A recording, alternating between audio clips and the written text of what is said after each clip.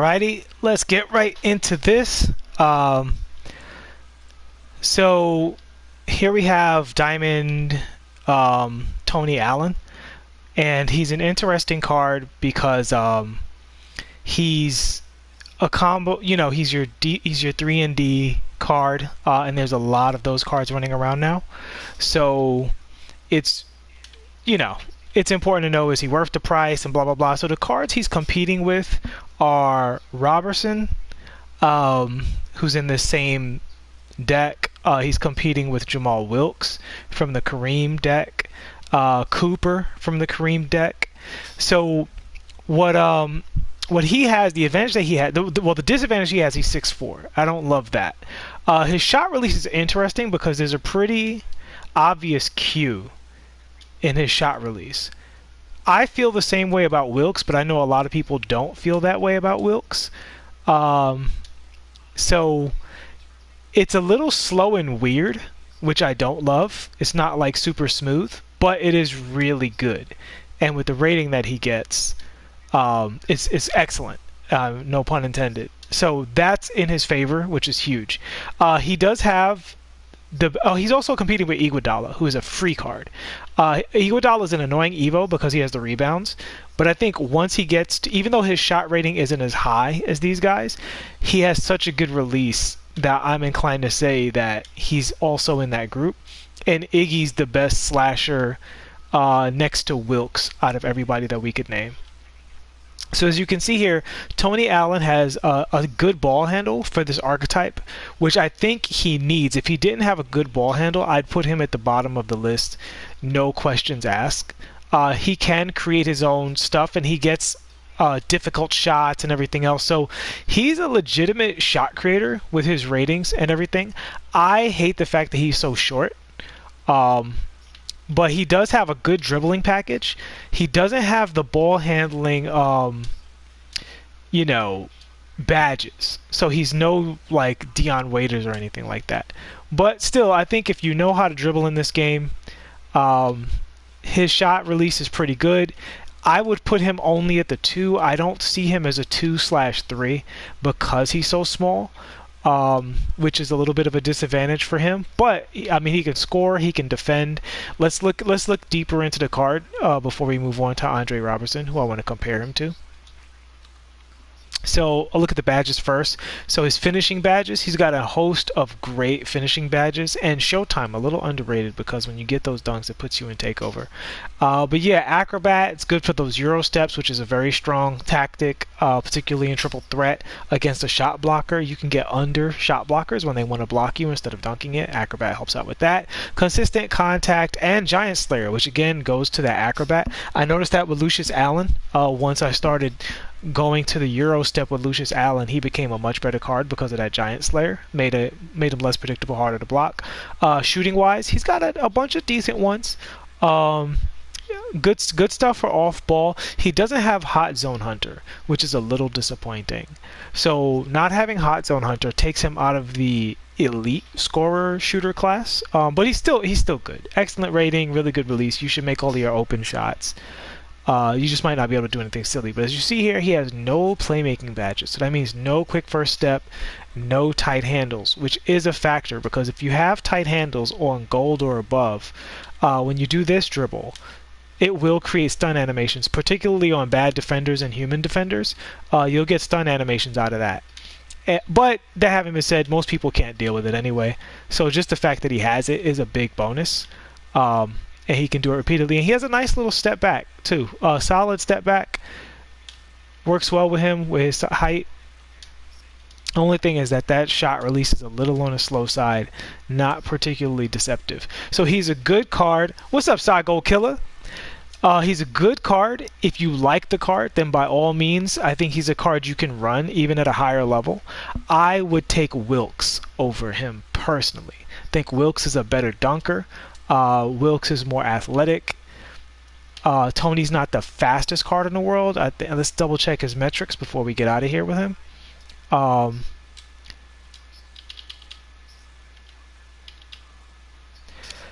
So as you can see, excellent shooting ratings, like excellent, legitimately great. So if you're in my situation, I already have Wilkes, and Tony Allen goes for, I think he's going for like 20K on the market. I'd rather have that 20K than Tony Allen at this point, because I have Wilkes already. I have Andre Iguodala already. I don't need another one of these. So he has a driving dunk, but he is only 6'4". Wow, his ball handle's a 91. That's incredible. Oh yeah, that's because I have coaching boost. So this is but you know what? You guys should all be running floor general and coaching boost. So these stats should be more representative of what the card is in your deck. Ooh, Cy Gold in those MyTeam streets. Welcome aboard, man. Well, then this would be very useful for you. This is a card you can grab for relatively cheap. I think Wilkes' price is starting to go up and up and up. So you might not want to mess with him. Rebounding is not anything to speak of. It helps to have rebounding on a guard for long rebounds, so you know it's of note when they have it, but when they don't, it ultimately doesn't matter. But as you can see, that perimeter defense is at 99. Perimeter defense affects, you know, how they affect shots, obviously. And steal, outstanding. So I mean, he's such a stellar defensive card, but he's just for the 2 guard. And the problem is that Paul George and Jimmy Butler are both meta 2 guards, and that's 6'8" and 6'9". You know, that's a lot. And that 84 speed I don't love, because I think the next phase for 2 guards is speed. That's how the 2 guards get better. I'm using Nick Nurse right now, David. Welcome to the chat. So I don't love that he's a little bit on the slow side. Excellent vertical leap. So again, great finisher, good dribbler. I think he's a good card. What up, Dope D? Welcome to the chat. I think he's a good card. I personally prefer Wilkes because of his size, because his size makes him a better finisher. But if you prefer Tony Allen, I would totally get it. Let's look at Andre Roberson, who is, again, in a similar mold. So let's look at his stats first. Even better shooting stats for Roberson, which if you are a fan of basketball, you know is the very definition of clown world. Excellent free throws, great driving layup. He's 6'7", which I do have a height bias. This guy can guard Paul George and Jimmy Butler to a greater effectiveness than Tony Allen, because if those guys step back behind a three-point line and you're closing out, 6'4" versus 6'7" is a huge difference, particularly on those characters. If we were talking about point guards, it wouldn't matter quite as much because there aren't that many big point guards in the meta yet. But right now, if you're running a top-tier squad, the chances of you running up against Paul George and Jimmy Butler is pretty high, or Jason Tatum for that matter. Pretty high. And if I'm running up against those top-tier characters, I would rather have Roberson or Wilkes. Wilkes 6'7", and Roberson is a huge character model too. He looks pretty big. Not as big as Livingston looks. And remember, despite what they're listed at, the character models is what really matters. His ball handle is where he takes the major hit. He's not nearly as good of a creator as Tony Allen, so he's much more of a role player than Tony. I would say if you're playing triple threat, you can take Tony in as your point guard and you can probably be pretty okay. With that, if you're really good with the dribbling, like not having those playmaking badges ultimately is not going to matter. But you can see here he's at 82 speed, but he's a bigger character. The bigger you are, the less your speed rating, the more you can sacrifice speed, because being a bigger character model matters. It basically makes you faster. Like if you had one character who's a 99 speed and he's 5'9", and another character who's a 99 speed and he's 7'3", the 7'3" in 2K terms is a faster character, right? So his speed, he's basically the same speed as Tony Allen, if not faster, at his 82 because he's so much bigger. Same thing with the vertical leap. Being 3 inches taller, his vertical leap is equal or greater than Tony's. So he actually compares very favorably to Tony Allen. If you're looking at those things. So let's look at his badges. Much worse finisher in terms of the badges, but again, he's taller. I do think Tony is more versatile of a finisher with the layups. So there's that. Now, he only has the one shooting badge, but he has the one shooting badge you need and excellent shooting ratings. And he has a slicker release, which we'll take a look at soon. Also, no playmaking badges. And a bunch of great defensive badges. Let's look at Tony Allen's defensive badges before we get back in there. There we go. Now you see Tony Allen has the Hall of Fame version of all of these badges. So the surprising thing is Tony Allen's a diamond and Roberson is a ruby. So the fact that it's kind of a pick'em is in Roberson's favor because you can play him with your budget squads and your low overall squads. You're not gonna waste a diamond on Tony Allen, you know. So even though Roberson doesn't have good dribbles in terms of one-on-one scoring, if you catch the ball in a situation, his little behind the backs and crossovers are good enough to, you know, get yourself out of trouble. And he has a much faster, like, slicker release than Tony Allen's. I haven't played as much with this card, so I have to shoot around with him a little bit to get his release, but it's not tough at all. It's really good release, really good role player. I would say if you don't have a 3-and-D card, Roberson is a solid role player, very comparable to Michael Cooper. He's like the biggest out of that group. You know, he's 6'7", and look at his character model. Just look at the size of him next to Drew Holiday and Lucius Allen. You know, he's just a big player. Get rid of that ball. So you can see him standing next to him. He's like twice Lucius Allen's size. Drew Holiday is a big 6'4" character, and you can see Roberson is just much bigger than he is. And he looks like he has a decent wingspan, not the greatest wingspan, but he looks like he has a pretty good wingspan on his character too. Wingspan's not listed, but it is a major factor in 2K. So just because 2K doesn't tell you what the wingspans are, don't judge the cards without trying to get a good look at how long those arms are. And you can see his arms come down pretty low, which is going to be a passive buff to his stealing and shot blocking and dunking. So, yeah. Look at his dunk packages real quick. I know he's not going to have the greatest dunk packages in the world, but sometimes that's a good thing because they'll be simple, but his dunk packages look a little on the slow side. And before I get out of here, we'll look at Tony Allen's dunk packages too, because that could be the determining factor. Look at that gorgeous hop step dunk from him though. That's fantastic. Yeah, he has really slow gathers on his dunks, which is a big minus for him. Look at his layups. That's going to get blocked. So I think the cards, all things considered, are relatively even. Tony has better badges. The stats are kind of even, but I think Tony, because of the ball handling, he's a less versatile defender because Tony's not going to defend these larger like threes. He's not going to defend Lamar Odom. Roberson can definitely give you minutes versus Lamar Odom and Hito Turkoglu. You can probably lock those cards up because Roberson's so big. So Roberson is a more versatile defender. Tony is a more specialized defender, and he's a better offensive player across the board. So I would probably give the nod to Tony Allen.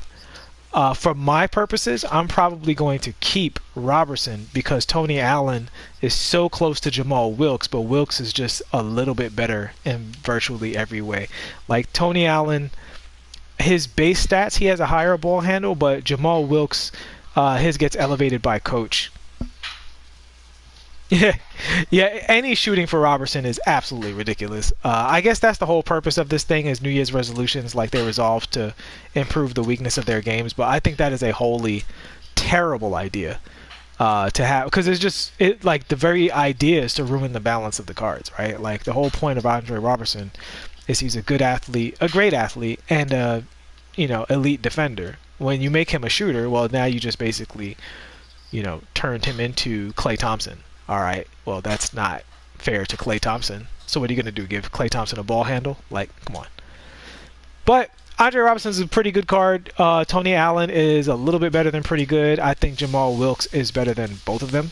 If Wilkes is still cheap, I would probably buy Wilkes. But the thing is, Andre Roberson is dirt cheap. So if you're a budget baller, Andre Roberson is probably the best overall, but I think you can snipe Tony Allen for less than, well, I know you can snipe Tony Allen for less than 10K, but you got to be in those sniper streets. And when it comes down to the difference between 7K and 10K, my thing is like, well, if you spend an hour sniping for that, that's 3K MT you could have made by just playing the game and evoing cards and also getting tokens and doing multiple goals. So it's more worth it to snipe if you're looking to get 20K or 50K. But if you're sniping for the difference between 7, 10, 11K, which you can buy Tony Allen for, I don't know.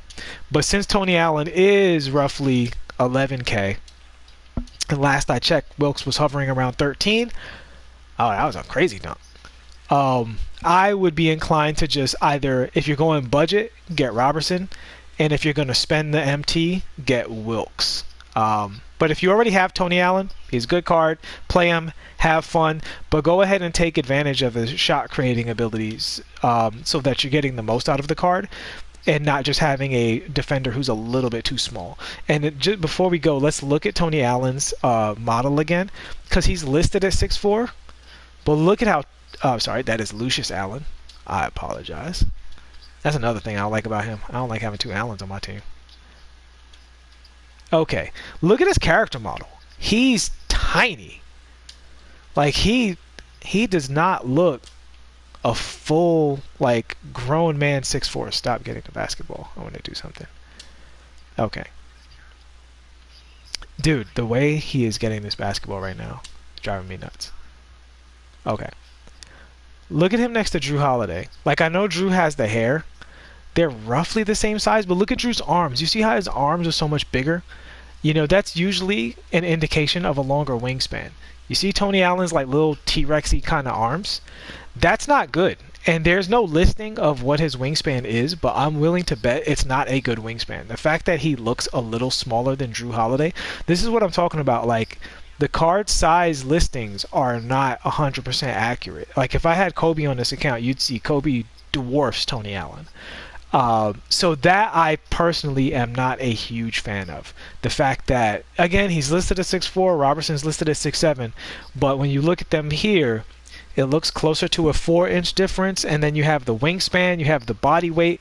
I think Roberson, I wouldn't be surprised if Roberson is a better defender on the sticks, even though Tony Allen has slightly better badges and slightly better ratings. His size is a huge factor in this game, and the fact that Roberson is a much bigger character would probably make me lean towards Roberson if I had playmakers at other positions. So realistically, you said he looks little in person. His arms are small. Yeah, it's probably accurate, man. They probably, Cy Gold Killer says in the chat, he looks little in person. He met the guy. His arms are small. And yeah, they do scans, and you know, it's not always accurate, like in the case of Durant, but in the case of Tony Allen, it might be.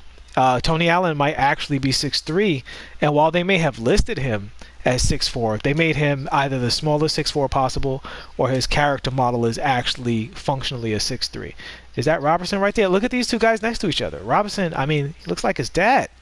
This is crazy. Look at him next to him. You know, and Paul George is bigger than Roberson. So that's my thing with Tony Allen, is if somebody's running Paul George and Jimmy Butler, I don't feel super comfortable in all situations against those characters the way I would with Roberson or even Wilkes, who's he's not the biggest 6'6" in the game, but he's bigger than Tony Allen, that's for sure. Alright guys, so the next video is going to be comparing the budget point guards. So we'll be looking at EVO, Amethyst, Sean Livingston, Ruby, I believe it is. No, Amethyst, Markelle Fultz, and Ruby, Michael Carter Williams. Alright, so thank you guys for tuning in. Look forward to all of y'all in the next video. Hope you enjoyed. Peace.